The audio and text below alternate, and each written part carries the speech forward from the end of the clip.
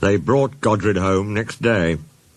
"We've no money to mend you," said our manager, "so you'll go to the back of the shed."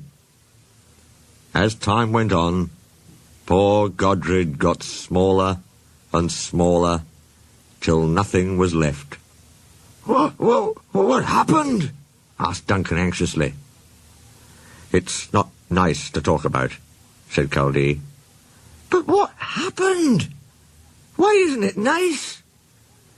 "Our drivers used Godred's parts to mend us," answered Chaldee mournfully. Sir Handel and Duncan were unusually silent, long after Chaldee had gone home. Neither Skarloey nor Renias ever mentioned that Chaldee had made the story up.